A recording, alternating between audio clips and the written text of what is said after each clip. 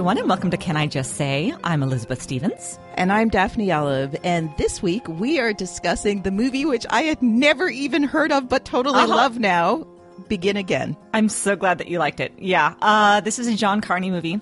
John Carney is known for doing Once, was the first thing that he did, which really took off. It had Glenn Hansard and Marketa Irglova, I think is her name, which was like The Frames. And so the song was on the radio everywhere. And they did the movie for nothing, a budget of like $6,000 or $7,000. And it just had a lot of heart and warmth. I think John Carney does specifically this. I don't know. He has this kind of hope that's like anchored in a sort of desperation that I think is gorgeous. It's always, his movies are so uplifting to me, and they're very human, I think. But Begin Again is my favorite of the three of them. He's got this one, and then again, Once, and Sing Street. But this one is my favorite. And it was streaming on Netflix for a while, which is how I ran into it. But most people haven't heard of it, and most people haven't watched it. It's so interesting. I mean, I was very aware of Once because I remember, I didn't see it, but I remember it being a big deal at the Oscars. Like, I remember so that buzz. year, right? Yes. That year at the Oscars just buzz. felt like the Oscars was dedicated to this one film. And it was like the little movie that could. Yes, which they love that narrative at the Oscars, especially. I don't think it won Best Picture, but it just, like, it probably won Best Song. Probably won Best Song, almost certainly. I don't remember, but I remember them performing the song and me thinking, oh, this is lovely. And then everyone just kind of, I don't know. Yeah, it was just like buzz. There was just a lot of talk about it. Lots of buzz, sure. And then I proceeded to still never see it. I think I'll watch it now. So I really like this one. You should. I really do think that Begin Again is the stronger movie. But once it does, it has that heart. And it has that, again, that kind of bit of desperation and then hope at the center of everything. But I don't feel that the characters are as strong as they are in Begin Again. Like, the story's lovely, but even the characters in Once are called Guy and Girl. Like, nobody ever says names. Oh, fascinating. It is fascinating. And I like it, but I don't know. I just have problems with Once. Also, it's another one of those where there's a big age gap thing. Like, Glenn Hansard and Marketa Irglova, she was 19 and he was 37. And then they had like a romance for a while. And I'm just like, nope, I don't like this. I know it's cute. Everybody's happy. And we managed to skirt that this time. Yay! We did. Yes. Thank you, Jesus. So happy that wasn't part of this story. I think they handled it beautifully in this story. Yep. But what I want to know are your first impressions of the movie, Daphne, because I remember very clearly the first time I watched this and some of mine, and I'm wondering if they're going to be similar. Let's see. When it started, I was like, this is cute, but I don't know what this is. Overall, I find this film to be a really interesting way of looking at a woman controlling her life and her narrative and her agency and everything. Just like, in a really neat way. Like, she's just, she has this quiet assertiveness that is so appealing to me. And I feel like we don't get to see a lot. Like, she is definitely a badass woman, but not according to the way that gets thrown at us so many times. And, and I love it because it is easy to underestimate her. And I think that the film, sets you up a little bit to do that in a way that's really satisfying at the end. Yeah. Greta is one of my favorite characters I've ever seen, I think, especially as what you were saying, like a woman who is very strong and very assertive, but isn't like brass or rude or like a ball buster in the way that Hollywood always tries to give us. No. Not there's anything wrong with those women. Yeah. Right, exactly. It's just that's what we see all the time. Yeah. But this is it's a much softer. She's very in touch with her feelings and she's not apologetic about that. And she's kind and just, she has a softness about her, but takes no shit at all. Right. And is just so fierce. She's so sure. God, I love her. Yeah, it just feels really refreshing because, you know, as much as I love every variation of strong women, this is just the one we don't see that often. And it's really, and if we do, we often see her downtrodden. Like we don't, we see a tragic story about how her not being as outwardly tough ends up hurting her, and like that narrative, which is an important narrative. Like that's an important narrative about how, you know, the world can suck for women who don't choose to be like outwardly tough. Yeah. But it's really nice to have a story, you know, and we have a lot of women like in romantic stories that are not outwardly tough and still have a, you know, a happy ending or whatever. Mm-hmm. But this is a story about ambition in large part. And and she manages to show, I mean, again, we could I don't think it's as interesting a conversation. We could go into the question of whether this is realistic. I'm not really that interested in that conversation. Like, so that set aside, as terms of a story and a character and an archetype, even I find her fascinating because she is. We're just allowed to have that story. Yes. Fairy tale or not, realistic or not, we're allowed to have that story of a woman who has this inner strength that she's not afraid to use. Mm-hmm. And won't compromise on. Right. Which is so huge. Everybody's pushing her to compromise. And she just quite flatly refuses. And not harshly and not in a, fuck you, I do what I want, but just, that's not what this is for. I love it when he asks, what do you write for? She's like, I write for myself and for my cat. She seems to enjoy it. That whole conversation is fabulous, where they're immediately partners. I love the Randy Newman joke. Oh my God, the Randy Newman joke is so good. Isn't it perfect? It is perfect. It is really actually, that's one of the very few notes I wrote down was like authenticity, Randy Newman, heart. Yes, it's so good. It's so good, right? What people want is authenticity. So funny. No, that whole scene is great, I think, because that's when we really see, because she's butting heads with him a bit at the earlier on because he's drunk and kind of accosting her, and you know, and she's completely right. But at this point, when they've met together, they are such peers, and he's got, you know, 20 years on her plus all this experience in the music industry, and she's just singer-songwriter girl who, you know, fell into the industry because of boyfriend or whatever, and she's just going head to head with him and is right on every count, and he concedes on every count, and I just think it's gorgeous. I also like the way he concedes, and that's, you know, this is just Mark Ruffalo being Mark Ruffalo. Yeah, just being outstanding. But this is my favorite Mark Ruffalo ever, by the way, by a wide margin. Oh, I meant to note down, actually, there's another one. He is a total man-child in that film, but like the first film where I really paid attention to him was ages ago, and he plays Laura Linney's younger brother, and I should look up the name of this film. Should. It's really good, and it's really heartbreaking, and he is absolutely an annoying man-child in it. But him being him with his abilities and his sensitivity, he does manage to do a totally different spin on that than anything I'd ever. And I'm like, yeah, that was one of those movies where like I just sat in the theater once it was done and just like had to like not leave the theater yet. Wow. And yet I can't remember the name. It was a really long time ago. It was like in the late 90s. But the thing that's interesting to me in their dynamic of their like weird, not weird, like of their kind of working against each other in the beginning, but not always, is I love that we do the thing where we see the day from her perspective and the day from his perspective. Yeah. And really, did you like that then? Did you like how that played out with the time? I'm never sure how much I like that. It works. There are things I love and things I don't love.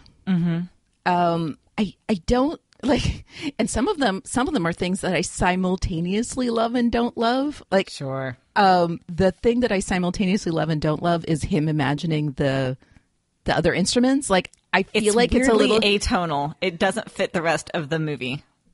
It doesn't, and it's kind of just randomly weird. But the beauty of it is that it's like we get this beautiful window into his mind and his creative process. And I'm sure there was another way they could have done that other than like ghost instruments.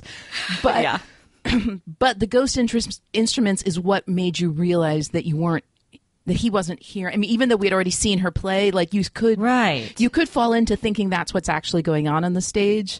And so the ghost instruments make us realize that this is all in his mind. Like he is imagining this. And that part of it is really beautiful because I think it's a neat moment of being able to understand that the collaboration that's involved in producing Sure. music, and how the producer's vision is also really important. Mm-hmm. And I know nothing about making music, so I just Right. should Yeah, stay that neither up do I. straight. Sure. So should like after saying that, I should say I know nothing about what I'm talking about, but it felt to me like this really great introduction to the idea that there's more than one creative process Yes. happening in what we will see of creating this album. And that's Yeah. so important, because it would be so easy just to think it's all her, because that's kind of how we think about music, like we think about the musicians. Right. Yeah. And kind of like with, we found talking about television a lot is like there's a lot of focus on the actors, not to diminish what they're doing. They're doing amazing stuff if the thing is great. But there's Right. just so many other facets to how the thing you end up loving Yeah. got made. Well, I think it would have been really easy to have Mark Ruffalo, also singing his own songs and doing his own thing. And they didn't do that, Nope. which was really strong and really sharp. No, I love that they honored what he does. And so does Greta. Like, Yes. Greta, when she shows the album to Dave, is like, didn't he do an amazing job? You should have him do your album. He's so talented. He's so good. And I think that that's really, again, honoring to both parties, to like Right. the different sides of creativity. I think you're totally right. Well, and when she tells Dave, you Right. lost your songs in the production. Right. That's what I was going to say, is like that's the other thing, that this becomes this integral thing about that one song, which I didn't write down the name of, and I know it's really famous. Lost Stars. It is like ends up on our Spotify lists in the store all the time. I've heard that yeah? song a million billion times. That's It's hysterical, but you didn't know from where? Nope. It was just very aesthetically appropriate to the music we play in our Sure. store. Uh-huh. So I love that song. it's so important for like, it's just one of those moments where like something in the beginning, this little thing that's serving one purpose. And I haven't even gotten to all the things I like about that aspect of the two parts. It ends up like we understand this basic difference of worldview between Greta and Dave in that moment on the park bench, Yes. because of all this stuff that has been established early on. That you don't, again, you can be like me, you don't need to know really anything about how music is produced to then understand. She doesn't need to explain why she's saying what she's saying to Dave, which would totally have robbed the moment of anything important about their relationship. Absolutely. Like we've already been we've already been taught everything we need to be taught through the movie up until that point to understand that moment and let it be just the moment. That's so smart. Yeah. The other thing I love about it is that I love going back to them, like their like not conflict, but their like miscommunication. Let's say when they're first having drinks, when Dan and Greta are. Dan and Greta. Okay. Right. Yeah. Is that like if we hadn't seen that moment with him, like basically creating this beautiful composition of music in his mind, it would be so easy to just be like, "Fuck you, dude!" Like, Yeah. but we've seen inside of his mind, and we've seen inside of her mind. So like we already understand. We've already had a glimpse of what they're not getting about each other, because we've Yes. seen this from each person's perspective to some extent. So it's like when she's, we don't just write him off as like random drunk dude because we just saw him do something beautiful. Exactly. Well, I like when he says to her, that's when the magic happens. You got to be Right. drunk for something like that. God. Yeah. Which is such a, like, it's kind of a tropish artist thing to say, but I don't know. Then it's As someone who spent her first 6 months not being able to podcast without a drink in front of her, I could kind of relate. exactly. Like sometimes you just need something to dissolve the walls just a little bit so Yeah. the magic can happen. Yes. Sure. I note for the listeners that is not the case anymore. Oh, no. And you were, like slammed or anything. No. You just had a couple of sips of scotch. Just very nervous about recording my voice for the internet back then. Of But course. yes. But Didn't yes. know what a velvety throated goddess you were then, but now we've all let you know. Yeah, I'm still very uncomfortable with that aspect of it. I just somehow blocked that out of my mind. Okay, on Okay. to another topic. Certainly. Do you want to talk about let's segue over to Steve, to James Corden. What did you think of the friend Steve? Okay, I have to. I mean, I think there are people who don't enjoy James Corden. I don't watch his show, but like the little bits and pieces I get of him, I just find him delightful. I think some people are annoyed by him. I just like, I mean, I feel like he was just being James Corden. I mean, I don't know if this is like an incredible acting performance, although what is James Corden? I mean, all I know is the public facing James Corden, but this felt very similar to that guy. Sure. I don't know. He's lovely. Yeah. I found him delightful. I don't know any of the James Corden stuff. I know him from this, and because I've got kids, I know him as the voice of Peter Rabbit, which is a truly terrible movie. I would argue a very bad movie, but, you know, that's like everything I know him from. I've never seen the whole, he does the karaoke with celebrities in the car thing, right? Which I'm sure is delightful. It's really gotta be, right? I mean, again, I don't watch the shows, so I see ones that end up being tweeted about, and then I watch them on YouTube, which I highly recommend watching anything he's done with Lin-Manuel Miranda. Yes. Oh, there's also a really hilarious one at a random intersection in LA, which I'm not going to say anything more about. You should just find that and watch that when we're done recording. All right. Especially as someone who grew up as a theater kid, I think you'll enjoy it. Okay. I will take a look. I'll see what I can find. And also, all of you listeners, I don't know what search terms to use, but I think if you use LA intersection and their two names, you'll find it. If you have not watched this, 100% recommend. I'll find it then. The thing I love about the James Corden character, Steve is his name. The thing I love about Steve is that he never does that whole like friend zone, I've always been in love with you, etc. thing that they always do. But he's just genuinely just a good, solid friend. I love it. One of my favorite moments in the whole film is when she's broken up with Dave. Greta has broken up with Dave, and she comes to find Steve for the second time. And he's in the middle of the song, sees her face, puts everything down, and runs up and hugs her. I know. And like the bicycle crashes. It's so good. A gorgeous moment. And he's trying to make her tea, and which side of the bed you want to sleep in, and there's not even like it's or of the sofa, I suppose. He's just delightful and so encouraging. He's the perfect best friend character. And usually they either give that character to a girl or they do the whole, like I said, like I've had the crush thing, friend zone, the pining, exactly. Yeah. And there's none of that. Nope. It's beautifully done. No, we don't even have like the split second where like she walks out of the room and we get to like see his wistful face. Like exactly. There's none of that. You're so right. And that would have been the easy thing to do, especially because Greta is such a great character to have like, oh, everyone's a little in love with Greta. No, absolutely. Right. They're choosing not to do that. Yep. Mostly. Right. No, they're choosing not to. I mean, my one fear, we'll get into that. My one fear that I had. But yeah, maybe this like movie deserves an award for just skipping old tropes. Yes, absolutely. No, I think it's really fresh in those ways. I mean, again, like the washed out. I mean, there are tropes, but I feel like they're always dealt with very sensitively. Like, you know, the washed up artist dealing. You know, this is like in the year that a new version of A Star Is Born came out. Like, washed, but they're not. But like you said, they're not the same thing.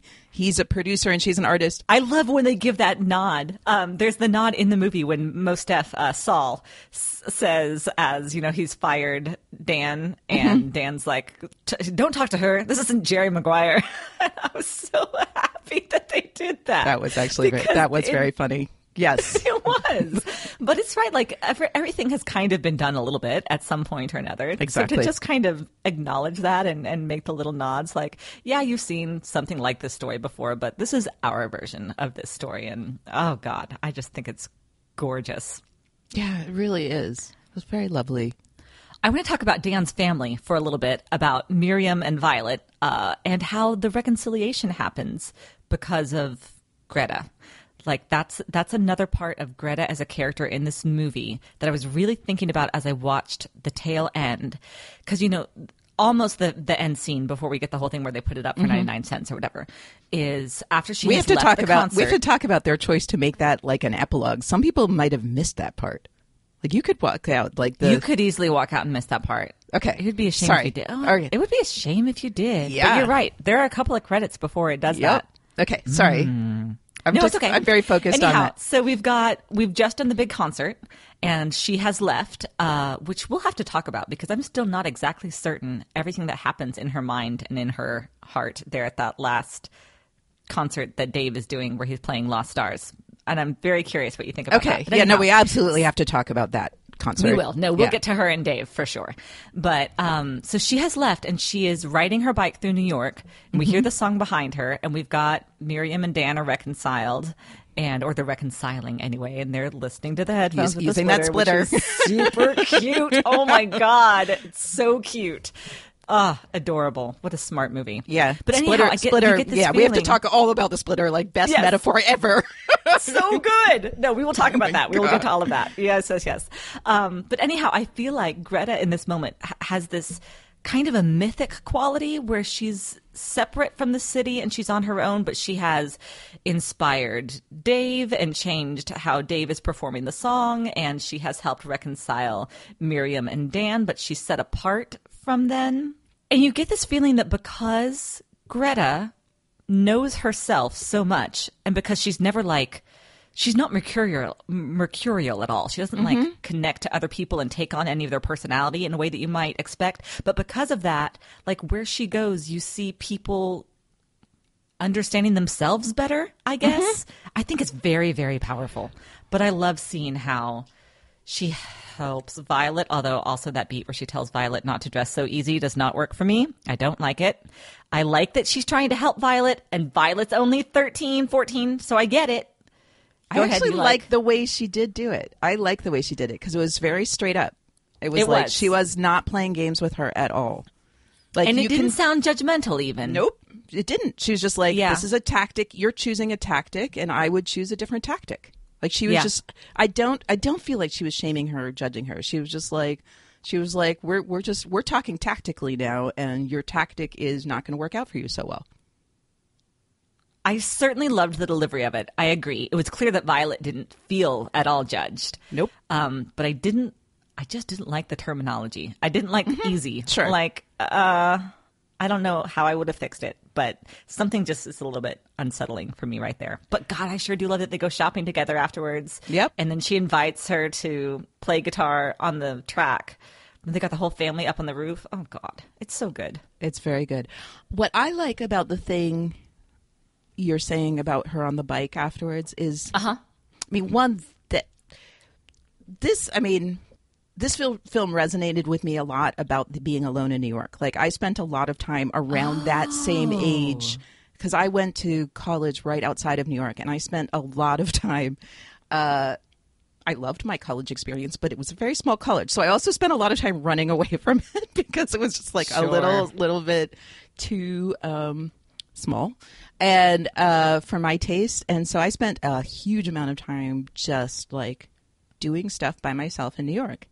And so that stuff really resonated for me. I also love the way they filmed New York. It just felt very New York. And I did read about that afterwards. Because of lack of money, they did sometimes just film stuff really late at night, and they were not having extras. They were just filming handheld in New York because they just couldn't. They didn't have the budget for it. Sure. So it was very similar to aspects of the way the record was recorded. Yeah. It's just we're just going to do this shit.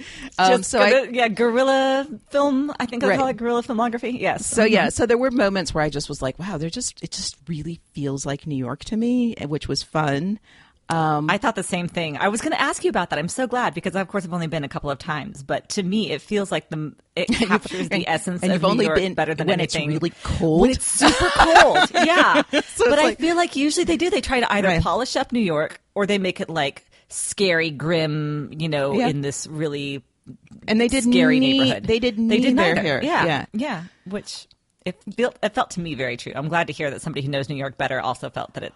Yeah, it just true to New York. Felt like walking around. I mean, again, when I was her age-ish, walking around New York was quite a while ago, but still, I really enjoyed that. I know what it feels like to just wander around New York, either listening to your own music or just listening to your own head and just being in your own space in this amazing city because it's so full of people, you have in a way more privacy there than you do anywhere else. You can just walk around and like you will like that's one of the things I love about New York is like you walk around the streets are so full of people.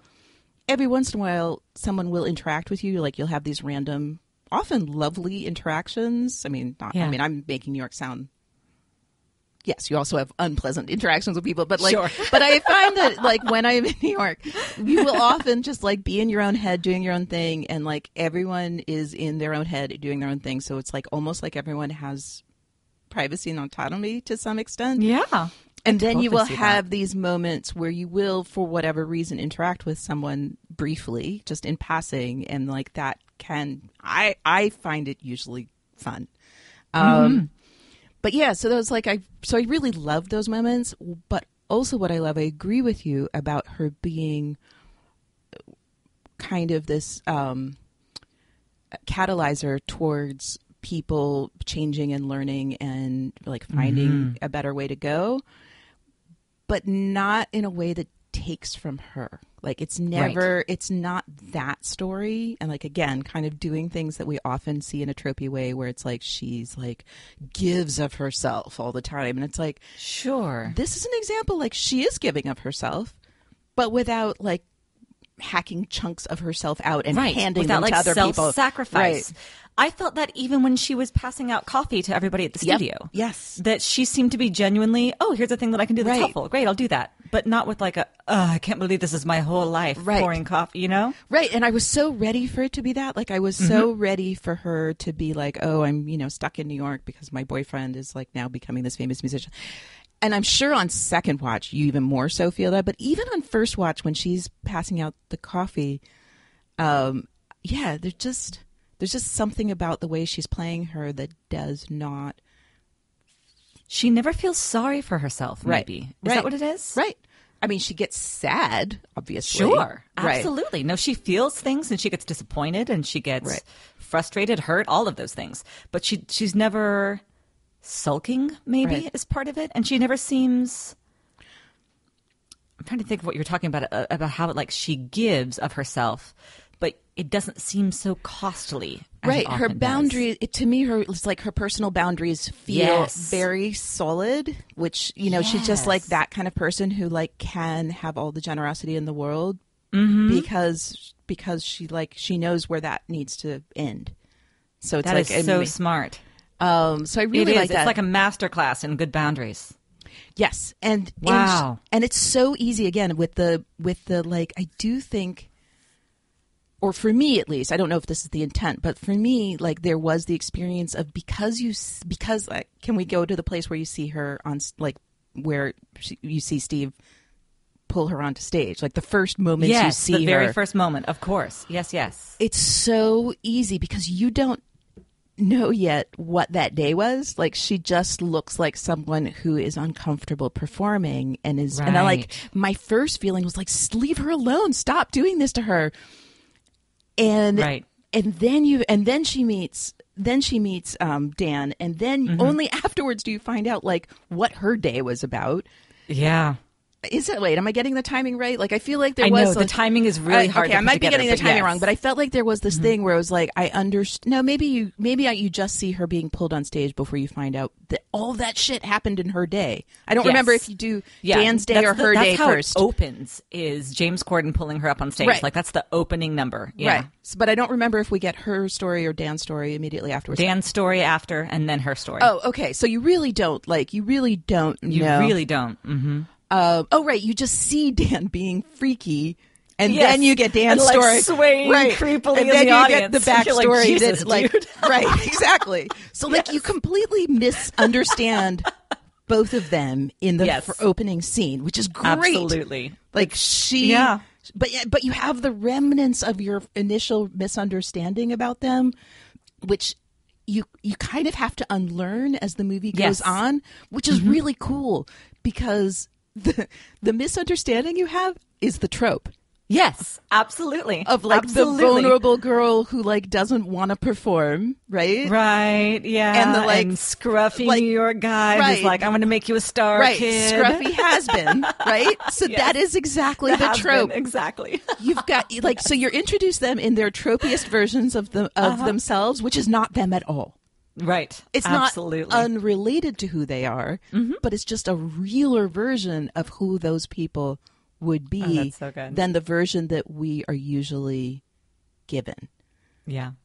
And then the movie literally, like I was telling you, it begins again. It does. Like you get that same beat 3 times. Right. And they just keep layering on more information for you and things that you didn't know. Right. Which is just, it's really great in a film because, like I said, because of expectations and tropes and such. Yeah. It's really great as an experience of watching a film because I just feel like it's always good anytime that we are not just reminded with words. Like we can remind ourselves all the time, like don't read a book by its cover or whatever, you know. Yes. Don't judge a book by its cover. Reading a book by its cover would be really hard to do. Sure. All of those things. But it's that thing when a good story is like making you go through the process of a thing emotionally, and you went through it emotionally. You, the viewer, or me as a viewer, was going, oh, wow, I really misjudge these people. And I'm like experiencing that emotionally. And that is so much fun when someone takes you down a road that you're like, oh, yeah, I know what this movie's about, which you totally do in the beginning. It's so easy to be like, yeah, okay, I can totally see this whole, like exactly how this whole movie is going to play out. And then I was like, oh, damn, it is not even remotely that. And she's not that, and he's not that, She's and not like, that. and it was just, it was great on a million. And also, Dave's not that. Like Dave, like I love that, you know, just what we feel like Dave probably is, and then he is something also very different and transforms. Can we go now to the last scene, because I feel like that was great. Yeah, that was a great segue. bookend of like her being pulled up on stage by someone that we think is annoying in the beginning, but turns out to be like the best friend ever. Exactly. And then the fact that he invites her on stage when she does show up at his concert. Yes. Yeah. I love that last scene, and I'm never quite sure what is happening in Greta's mind there, because they've just had their talk on the park bench, and it's clear that she's still angry and she's still hurt. He seems to me to be honoring her and her version of the song very well, at least for that first, in the beginning. like 2/3 of it? Exactly. Okay. So is that what you feel happens? It seems to me she's watching, she's got that.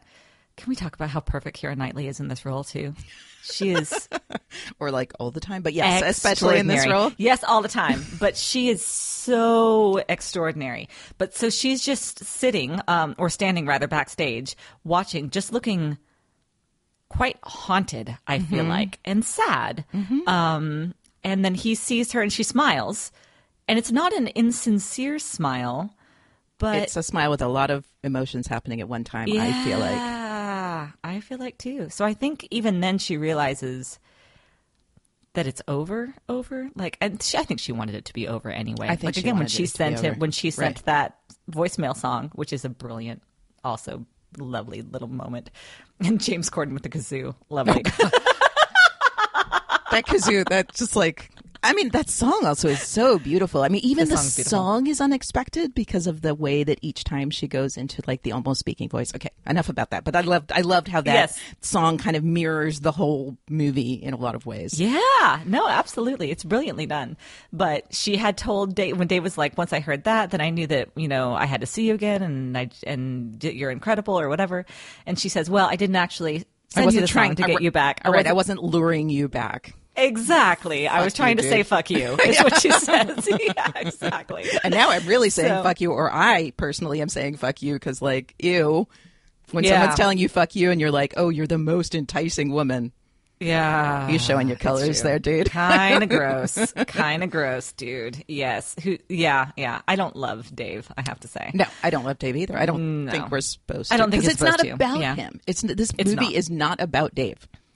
No, that's definitely true, which is great because I think they do a great job making him just kind of douchey, but not, you don't hate him. Right. And I think that they really walk don't that line want right. nicely. You don't want her to be with him, but Right. you don't like. You also don't want him to like Die in fall- a fire. Right. Yeah. Exactly. I like that we're both imagining like horrible deaths. Yes. but again, that's what the trope usually is. You're Yep. like, and then she loses the complete asshole boyfriend. She was always Right. better than him and Right. whatever. Right. So, but anyhow, so he's performing this song and he's trying to do it her way. And Trying to. but he can't Doesn't because succeed. Right. they're just so different and they approach the music so differently. Right. And he just is. He's a different kind of energy. His voice is different. And I personally think the song is better when he decides to kind of meet in the middle and do it partly his way and partly her way at that like 2/3 in when she decides to walk out that it's not going to work or whatever it is. I actually think that the song improves then because it does feel more authentic to him. Right. And I don't think that's what her problem with it is. I mean, that's what she says, but like she made a pretty small request and he couldn't honor it. And Yes. that is what's important about that Yes. interaction. He got swept up. I think you're right. That's all that And matters. he It's- seemed to get swept up in the audience and in their response to him and the song. Right. And forgets that he was doing a thing for her. Right. Yeah. I mean, he had the whole other concert, the whole rest of the concert to do in whatever style he wants. She had one request. Yep. No, I think you're totally right. That makes a lot of sense. Yeah. She seems so peaceful though, right after that when she's riding through the city. Well, because I think what you said is right, is that she didn't want to go back to him, and then Right. he confirmed that for her. Right. So it was like really positive closure, Right. maybe. For Exactly. her. Exactly. Yeah. I like that. And that might have been what she went there for, even if she didn't necessarily know that's what she went there Sure, for. just so she wouldn't always guess. She probably knew how it was going to shake out. And Even if yeah, she just didn't needed the consciously know confirmation. it, she probably felt that in her gut. I mean, Yeah. yeah, I mean, that's the thing. Like, ultimately, how much, see, I even like how they dealt with that. Like, how much are things surprising? Like, I like how she figured out that he had been cheating on her, and it did not take her long, and she didn't seem particularly surprised. Right. Like, she talked Yeah. about how great he was, but then it's just like, Yeah. I just, like, I mean, I'm not saying this as a criticism of people who do get honestly surprised by their partners, but I think in many cases, a lot of times we put up with shit that we shouldn't, and then the person like confirms what some part of us knew all along that we didn't Yes. want to admit to ourselves, and I feel like that. I just really thought it was interesting how they played that scene, because it was just like, I was like, what? Like, he's like playing a it song. happens really fast. And it's funny because I was ready because we know that they broke up because we see her like Right. watching the Yeah. video. So I was ready for him to have stolen her song somehow, and I didn't really think about it afterwards because like she gave him the Yeah. song, so that wouldn't actually Yeah. like so that's not him stealing. Like so, but that was my first. That's what I was kind of ready to have happen. And when she reacted so quickly, I was just like, I don't think that's the same song. And then I was like, oh. Yeah. Yeah. And it was a neat mirroring of how he, reacted to when she played the song for him. And he was like, it was just like, this was their language. They understood each other so well in this way. And they understood each other so well, which tracks with her not being, like her being able to figure it out so quickly. Yes. Absolutely. And not be that surprised, it felt to me. No, I think so too. Yeah. And what I wonder about that is if he must have known that she was going to figure it out Yeah. because of the song. Yep. Like Yeah. he must Yeah, have no, just he was known telling that her. he had to Oh, have yeah. this conversation. This was how he was telling her. Yeah. That's the mirroring of the story of Dan's story, where Miriam came home after she fell in love with someone and was like straight up told him like in the Immediately. car. Yes, that's right. Oh, that's right. That's a lovely little bit of backstory. I like that. Where they're in separate rooms and she's waiting for a phone call that never comes. Yep. And, ooh. Yeah. Yeah, Wow. that'll torture a relationship for a little while. And it is something that I think that they can get past. But Well, again, the big that all difference, worked beautifully. right? It was big difference was he said 15 years and she said 5 years. I mean, 15 years and having a kid together is different than Yes. 5 years and being young and Sure. It is Absolutely. the stakes are just different in terms of They are. what is worth And it was trying 18 to salvage. years, he says. He yeah, said and I 18. love when Right. he comes back at her and says, you have no idea what you're talking about. Right. You don't know what it is to be married to someone for 18 years. Right. It's completely accurate and true. Right. So And then when she chases after him and hugs his back. oh my god. That was so good. It's so good. It was so good. That was so good.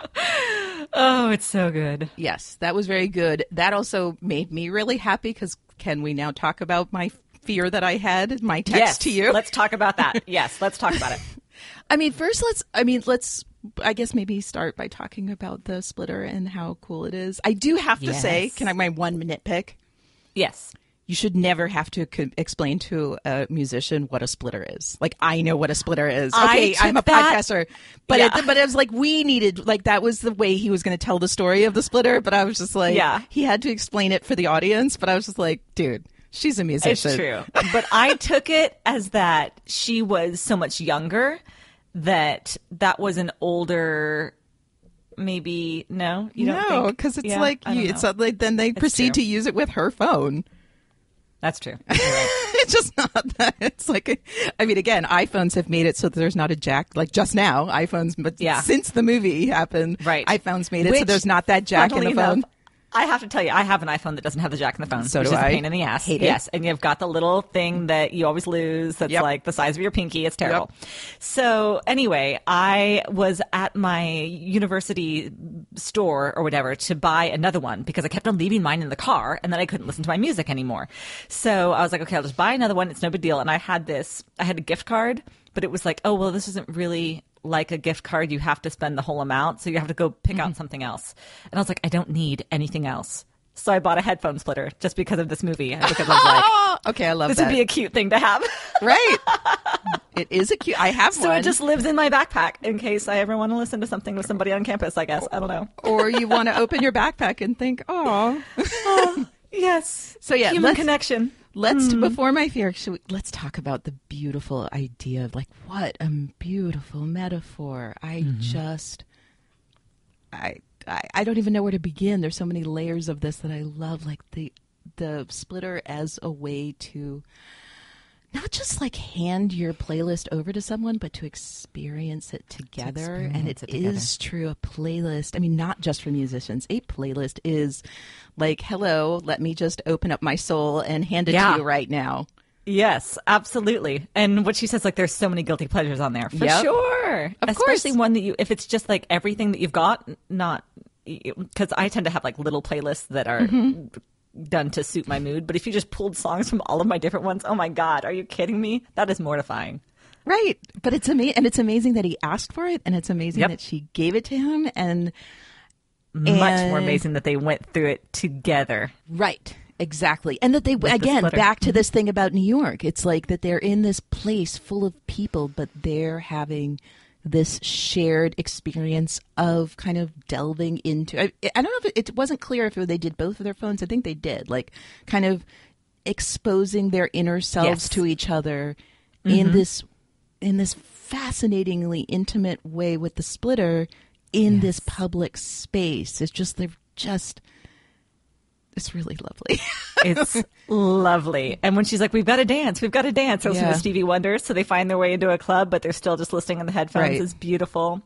And her very last song, when she says, this was kind of cheesy, and it's As Time Goes By. Right. And of course it's from Casablanca, which is so beautiful. And yes, it's gorgeous. God. And he has that little speech about all these banalities become like infused with meaning because of music. It's totally true. It is totally true. I mean, everyone knows that. Everyone has those like songs that will just put you in a place, put you in something, some mood, some place, some point in your history, some whatever it is. And sharing those is a really big deal. And like, right. And so again, it's not like just like lending someone an album. Okay. I just dated myself saying that.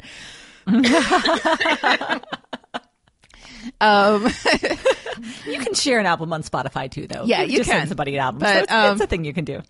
But doing it with them face to face, like when they're watching you react to that thing in the moment at the same time while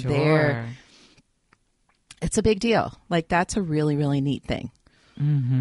Okay. And now my fear, because when they started doing that, after he tells the story of how that's how he and Miriam had their first date, before they got married in some shockingly small amount of time right after. Yeah, like weeks. Yes.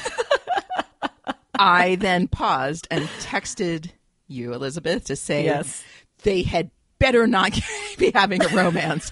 I don't remember what words I used, but I was just like, I am going to be very angry if these Yes. two get romantically involved. And they really, I feel like they skirted it. Like, I mean, not skirted it. Like, they hinted towed the at line. the potential. Like, there were moments in it where, like, it looked like this could definitely go down that road. Yeah. And- and they certainly had an intimacy.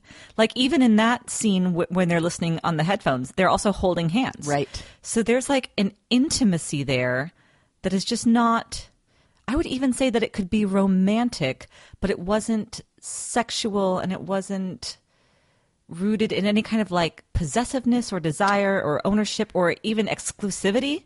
It was just... See, I don't think it was romantic, A and connection. that's what I like. See, romantic is such a, like Right, a... right. I need more words. Right, Yeah. yeah. I don't mean like, oh, I'm in love with you. I just Right. mean like... A deep connection. Yes. Yeah. Yeah. Right. It does. Yeah, absolutely. I'm just pulling out your word romantic because I know that like, again, and you could see that there. I didn't ultimately see what people generally associate with romance, and Right, that's what I yeah. like about it, is that it was, even though I really had that fear and got kind of caught up in the fear, and like, I will enjoy watching this again next time because I won't have the fear. You won't have that. I'll That's just get to true. experience the Yeah, moment without the sure. fear, because I was so ready to be angry. Of course. But when I got to the other side of the fear, I was just like, oh my God, what a beautiful thing that these two collaborators Yes. who have, the collaboration is already an intimacy. Mm-hmm. And then now they've had this kind of personal, outside of their own art, intimacy. Yes. And it's so obviously this deep connection between them. And it doesn't go there at all. And like, thank God. Like, I just really love it when the world of art recognizes that people can have like really extraordinarily deep and meaningful connections that are not about sex and romance. Yes. I mean, absolutely. about capital R romance, I guess, or whatever, like Yeah, the romantic other, yeah, ideals. It's actually but, little R. right. Yeah, Oh, yeah. right. I never know which is I which. know. But that's It's why I just terrible. like prefer But we to know like what you mean. like leave that word out of it because it just can be Exactly. right. It's confusing. It's confusing Right. verbiage. Yeah. But about like connections on a soul level, on an Right. emotional level, but not those have kinds it go of people, that place. that make you feel less lonely in the world, like more understood, and like it goes beyond friendship and beyond like, oh, I Right. enjoy this person's company. Right. And goes into something that makes you feel like, I don't know, like the two people who see the world in similar ways. Or even That not just necessarily in becomes similar, deeply but in ways that are reassuring. meaningful to each other. Sure. That resonance, maybe. Yes, People who just resonance. are on the same frequency, maybe, or I don't know exactly how to put it, but it's something bigger than friendship and less than in loveness. Well, I don't even know if it's less than. It's just adjacent to. It's just a different kind of connection. Sure. Yeah. I don't even know. Yeah, you're right. More or less isn't helpful. No, you're right. Well, more than friendship, I agree with you. Like that, it's more than just like you said, like people you want to hang out with, or Right, even people sure. that you like trust with your secrets. It's even beyond that to like someone. Resonance is the perfect word. Like it's something a little bit outside of our understanding and our. And honestly, what language is allowing us to describe? But I think we're Yeah. both like fumbling around this idea, and hopefully other people are going to understand what we mean. I feel like you and Yeah. I both understand this concept very well, Absolutely. and yeah, like platonic soulmates kind of comes to mind Yeah, too. But just- yeah, that there's also just- none of it feels right. Yeah. right. It's just it's something a little bit outside of the realm of that is easily explained, and Yeah. and people have that. And that doesn't mean that they have to have sex or even date, Right. Or even be in touch their whole lives. I mean, that's the other thing. Absolutely. Right? Yeah, I get the sense that, like, in my headcanon, like, if she moves back to London, say, or England or wherever she's from, Bristol, I guess, is where they're from. Anyway, if she moves back, I would get the sense that 6 months can go by and, one of them will text the other, just watch Casablanca. Time goes by. Right. Just like nothing. Just like a quick little, like, I remember you in the world. And you know what I mean? Just like that, without necessarily calling once a week and chatting and catching up and, you know, all of that stuff. That there's just a connection that holds. Well, and we have an example of each of them having that. So, like, she has that with Steve. Like, clearly... absolutely. They hadn't seen each other in months and months or whatever. And but slipped right back into it. And Dan... That's a great point. And Dan had that with... I didn't write down that character's name. Troublegum. Thank you. Yes. Right? But that's right. Absolutely. Because, just hanging out in the pool. Right. And that went beyond, like, a business reciprocity. Absolutely. I loved the little speech he gave as he's walking Greta back out to the car. Troublegum says, a man like that gets down on his luck for a few years and people stop seeing who he is. But I will never forget. Yes, exactly. So, like... I just warmed my heart right now. I've got goosebumps. It's so good. This is one of these things where I really appreciate this film. It just feels so well constructed because, like, everything that feels important about the two main characters... in relation to each other has these things, has these kind of ripples or mirrors or like things that will help us understand what's going on with them better in their relationships with other characters. I just put it together. That's one of the reasons why I like this one so much more than Once, because Once feels so claustrophobic and exclusive with these two people in a way that this one, ripple effect is exactly right. Like you see... or maybe not a ripple effect, but you see these little, God, I don't know how to describe it exactly, but it just, the world feels bigger and warmer and less threatening in Begin Again, I feel like, than it does in Once.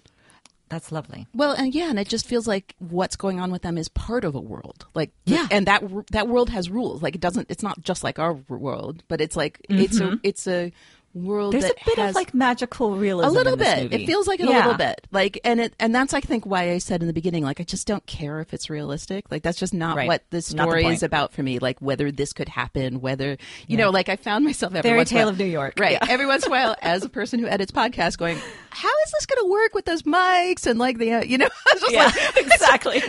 And then I was just like, just turn that side of you off. Like, not that I understand it, not that I've ever edited anything remotely that complex, but I was just like, just stop. Just like, this is not about that.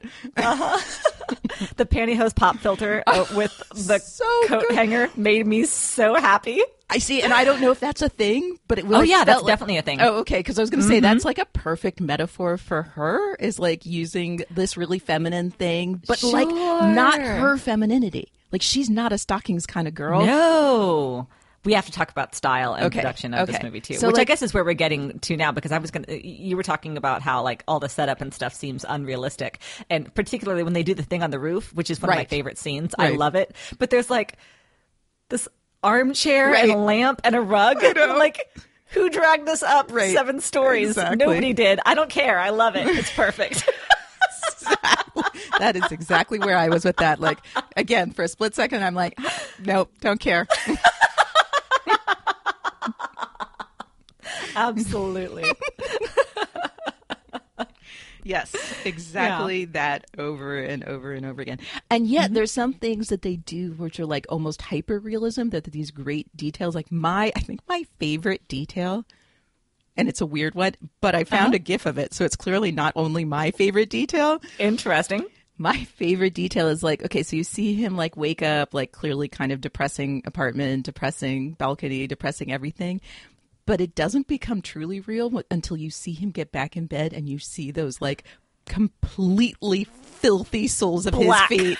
Yes. And I was just like, oh my God, that's just like every once in a while, like I actually, I know it's not, you're not supposed to be pulled out of the story to appreciate a production detail, but like every once in a while you do, and I'm okay with that. Yeah. But it was just like, those feet. That's it. That's all I needed to see was him getting to bed with those feet. And I was like, I know him. I know exactly who he is now. Yep. Yeah. No, I totally agree. I wondered if that was where you're going to go with that. Yeah. And I love that all of Greta's clothes look like something she would have packed. Like, those are things that came out of a suitcase and just like, okay, all right, I am with this. She wears the same dress twice, I think. And I'm like, yes, She because wears you're living out of a multiple suitcase. dresses more than once. Yeah, and multiple slacks that she Yep. wears with different tops and stuff. Yes, because she's living out of a suitcase. I know. And that is how and it's not you a do. small suitcase. Like, it's a No, no, good no. sized suitcase, but And she's got it great does almost style. feel like the costume people were like, okay, everything we're choosing, we're going to actually put in that suitcase and make sure it fits, because it really did. Like, you can see her Yes. mixing and matching separates. You can see, like, yes, Like a I capsule wardrobe or something. Yeah. absolutely noticed that. And she's never in ridiculous heels like they always put women in. Oh, no, she'll Yeah. just walk all through New York in her Christian Louboutins, and she Yeah. can't afford them, but we'll just pretend like an aunt gave them to her. Right. It's fine. Nobody has to. It pisses me off every time. I think she But the has fact that all of two her stuff pairs of look like- flats. She has like a Yes, sneakers I think and one so. pair Like of sandals. Mm-hmm. Yep. And yeah, absolutely. And all of her stuff looks like she found it in a quirky little vintage shop Yep. somewhere. I completely buy Exactly. that. Like, yep, Yeah. that's where you Right. would shop. Yes. Yeah, it is absolutely a case where everything about her styling as a character is like she feels like a person. She just feels like a person Yes. you could know. She really, Feels they all like a do. person. They all feel like people Yes. you could know. The production and costuming, I cannot say enough about how thoughtful it is. I love how that we've got the contrast of that really stark, modern, clean, white studio space. Nothing else in the movie is like No, that. nothing. Everything else is like bricks, graffiti, grit, warm lights. The color correction has gone way to the warm side, which I'm all for and think it's beautiful. And then you get into this studio and you're just like, ugh, everything is, this is like sterile and awful and Yep. clinical. And who made this space? And I love Troublegum's weird castle place that he's got. I'm just like, So good. yes. It's so good. I don't even know. I love James Corden's apartment. With his his homemade bed. I love the homemade, like that Yes, little his bit homemade about bed the on homemade pole bed killed vaults. me. I don't even use a pole. It's just one smooth motion. Sometimes it's a dismount.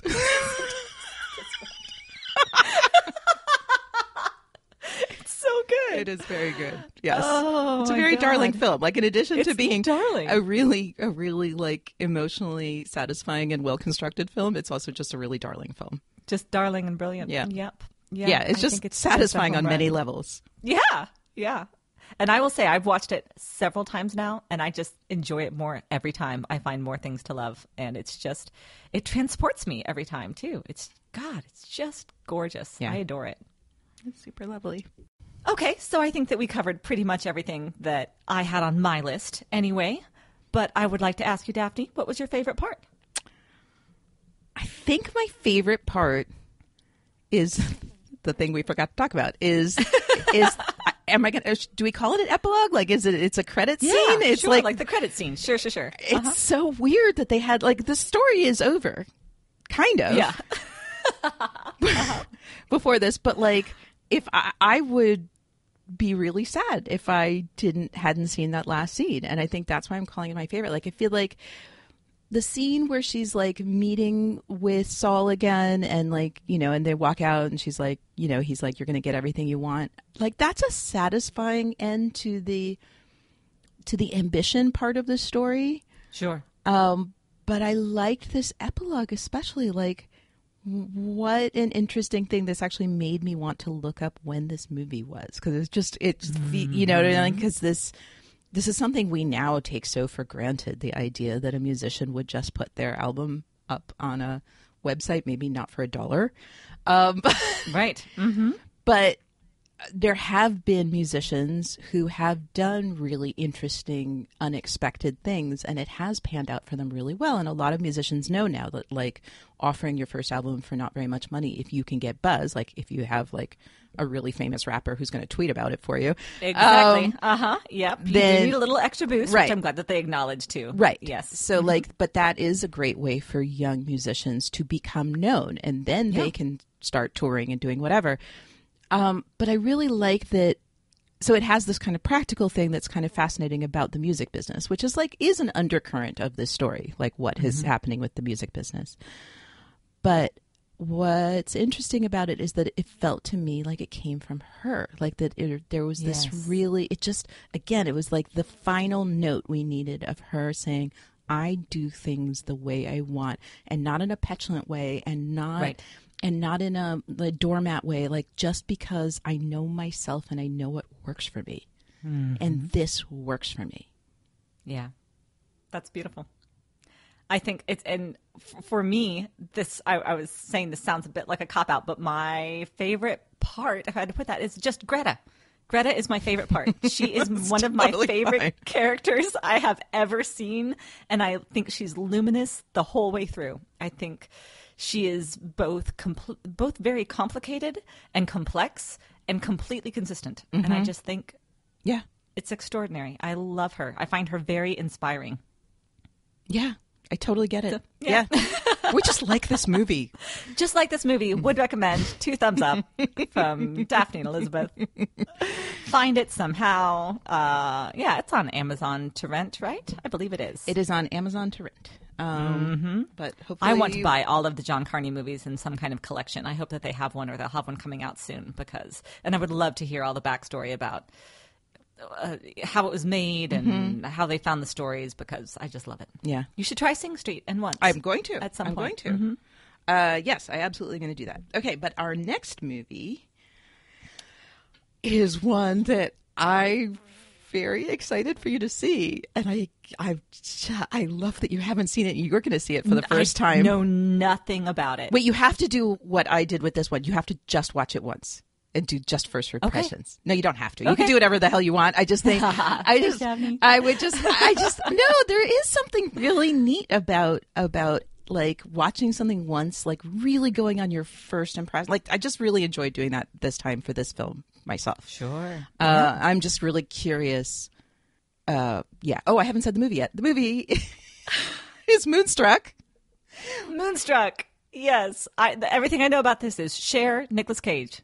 That is everything I know. I also so know fabulous. What the poster looked like for some reason. Sure. I think. I mean, it has been a part of popular culture for a long time. But I don't know anything else. Just nothing else. That's so great.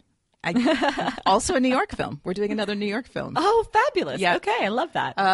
Yes. I'm very excited. I'm very excited to talk about it. I'm going to have to come up with things to say. I mean, I'm sure I have a lot of things to say about it, but like I've watched this film many times. I've never watched it as my podcasting self. Like, it just gives me joy. So I just watch it. So I'm really also interested in how I'm going to experience it this time. We're going to talk about it. Yeah. Sure. So everyone watch Moonstruck. I think it is streaming somewhere, but I forgot where. Go find it. Watch it. If you all have never watched it before, tweet at me about it. I want to hear what your first impressions are. That's so much fun. Okay. Fabulous. All right. And also we have a new website. Yes. Which we have not announced. We have a new website. Okay. Yeah. So we have a new website. It's justsaypodcast.com. And what is fun about that, I mean, we have not yet, but we'll be posting our podcast to there. So that'll be the same. But the things we do have there now are, we have a shop with our stuff, including Elizabeth's book, which you should read, which everyone should buy and read. And we have a blog. So we now have 2 posts on our baby blog that we're going to post more things on. The first post is the transcript. Thank you, lovely listeners, who did this transcript of my interview with Toby Stevens for Fathoms Deep, our other podcast. This is the point where I tell you, watch Black Sails. Everyone. What are you even doing with your life? Yes. And the new post is Elizabeth talking about her book. So, yes. So go on our website. We will continue to post stuff about whatever. The blog's just going to be a space where each of us will post things sometimes that we're thinking about. I love it. Yeah, that's going to be great. Yeah. It's going to work really well with our schedules in school, too, because there are so many things that we want to talk about and to dig into a little bit, but not necessarily to commit a podcast episode to. Right. And so sometimes just a couple of paragraphs of, hey, here's a thing I was thinking about. This will be a really great place to have some of that and just share some more of our thoughts. Yeah, we had been talking with each other for ages about how we would love to have that, where it's just like, also, sometimes there are things that are like, suit one of us and is not necessarily in the taste of the other one of us. Like we have, this, our podcasting has been this kind of place where our tastes align, and we each have things that we love that are not really for the other person. And so that's a great way for one of us to talk about the things that we have things to talk about, but we but we don't want to really make the other person talk about. Right. Yes, I won't subject you to this, but here's what I have to say. But I have thoughts. Exactly. Exactly so. Okay, so we'll see you next time with Moonstruck. And until then, I'm Elizabeth Stevens. And I'm Daphne Olive. Can I Just Say podcast is a Common Room Radio production. For more information and our other shows, visit commonroomradio.com. To show your support, pledges of as little as $1 a month can make a big difference. Visit patreon.com/commonroomradio to pledge support and access bonus features that are just for patrons. And join the conversation by using the hashtag #CanIJustSay and follow us on Twitter @JustSayPodcast. We request that you keep your tweets respectful and positive, and you can always email us at podcast@commonroomradio.com. Thanks for listening.